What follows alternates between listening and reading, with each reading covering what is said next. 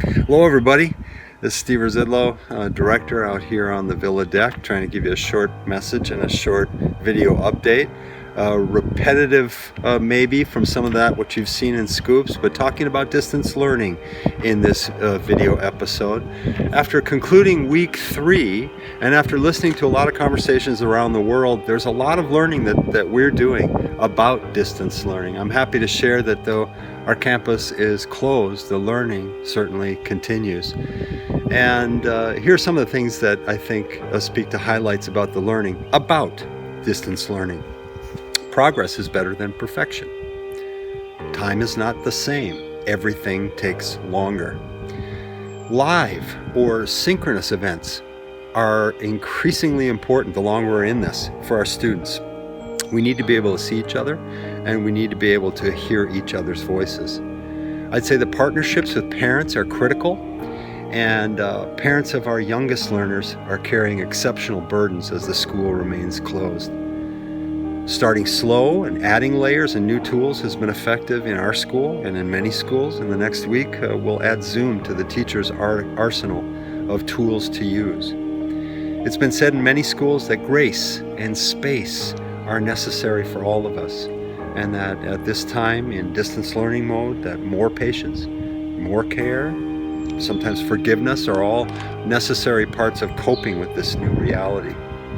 In some schools, and we'll launch more of these, parent webinars or coffees through Zoom have been a helpful way to engage and help parents. Students are stepping up with wonderful creative solutions to putting the fun back into school through their clubs, their sports teams, and student government. We know that in some schools, the regular bell schedule has shifted in some respects. Some time has been rearranged, and we need to stay flexible as we move forward in the weeks to come. We know that in many schools, in most schools in fact, fatigue from distance learning starts to build as soon as week 2 and 3, and that the longer we're in this, the more we need to pay attention to how tired we all are in living in this new environment. Whether parents are working jobs from home and trying to parent kids who are doing distance learning, or teachers with their own kids, this is a long process of getting tired and working through that fatigue successfully with each other. International schools around the world, like AIS Vienna, are learning and trying to grow from the shared experiences. We have a lot of networks that we're tapping into to learn about how to do this as best we can. Our emergency response team, our administration, has been trying to tap our networks to guide our learning and our planning for the next weeks. Our divisions have also been finding ways to show that schools are much more than a content educational institution, and that we must cater and work with the social and emotional, cater to and work with the emotional and social needs of our kids. To that end, elementary school is organizing a Spirit Day. Middle and high school have Spirit Week activities all through next week. Members of the senior class have met with Principal Lammy to find ways to imagine the closure that might happen in a virtual reality. And what is that Austrian reality?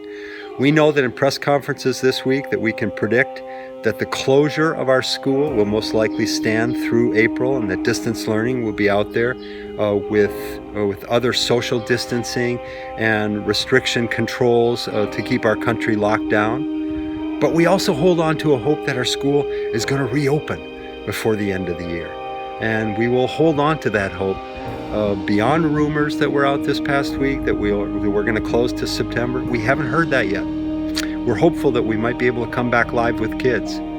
And we encourage all of us to hang in there, to do what we can to be patient and good with each other in this difficult and different time.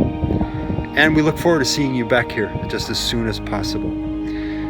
To try and stay up to date with us, please do follow us on Facebook, Instagram, Twitter, and LinkedIn, and subscribe to our YouTube channel. Be sure to look out for future videos. As always, go Knights.